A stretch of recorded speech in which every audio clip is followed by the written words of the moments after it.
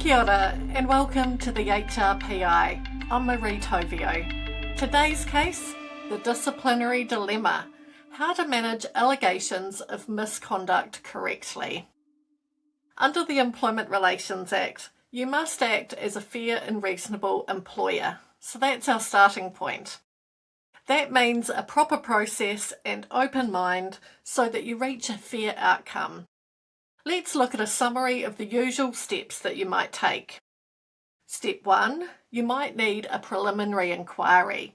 When something first comes to your attention, you might not have enough information to know what the issue really is, how serious it might be, or how it could be addressed.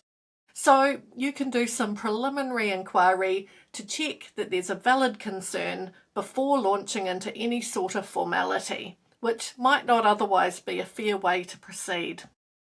A preliminary inquiry is about gathering and reviewing some initial information.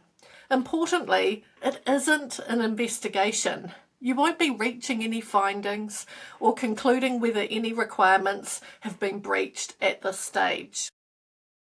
A preliminary inquiry is just an initial quick check, usually with the complainant, to see what next steps, if any, might be appropriate.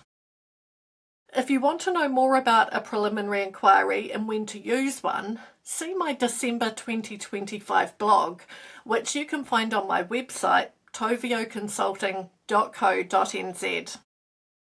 Now, step 2. For some issues, an informal response might be considered appropriate. For example, to address a one-off disagreement between two colleagues, a facilitated discussion or some coaching might be appropriate. However, if a formal investigation into a potential misconduct seems justified, then you might initiate a disciplinary investigation. To do this, you would write to the employee outlining the specific allegations, the potential seriousness, and details for a disciplinary investigation meeting. You would include any information that you might want to rely on, such as a copy of statements you've collected and relevant policies, and advise the employee that they can bring a support person or representative to any meetings about this matter. Step 3. You will hold the disciplinary investigation meeting to hear the employee's responses. At the start, you check if the employee is bringing a support person or representative. You do introductions. You clarify roles of those present. Arrange with the employee to record the meeting if you're recording it on a device. Explain either party can take a break at any time. And check that the employee has read your meeting letter and any supporting information you provided. Refer to the concerns you wish to investigate, as you detailed in your letter, and then listen. Ask clarifying questions once the employees finish providing their responses. Otherwise, you risk putting words into their mouth. Be open to their explanations. Keep notes, in particular anything you might need to go and investigate further. Step 4. When you feel there is nothing further to investigate, you'll want to take some time to consider all of the information and what decisions you might propose. If there's evidence to support one or more allegations being substantiated, then you might propose this, noting your reasons and the potential seriousness, and then ask the employee if they wish to make a comment about what you've proposed before you reach any final decision. The employee can take a break to consider their comment before providing it.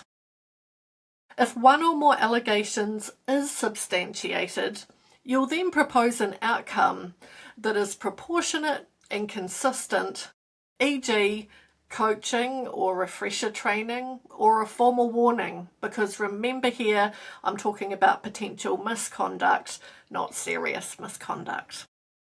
Avoid predetermination. Don't decide the outcome before hearing from the employee. Avoid inconsistency. Similar behaviour should attract similar outcomes unless there are clear reasons why that might not be appropriate. Accurate record keeping and documentation is important. Keep copies of letters, evidence, meeting notes, and a short rationale for the outcome.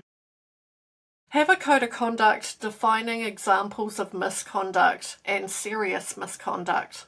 My ready-to-use code of conduct and disciplinary investigation templates are available at tovioconsulting.co.nz.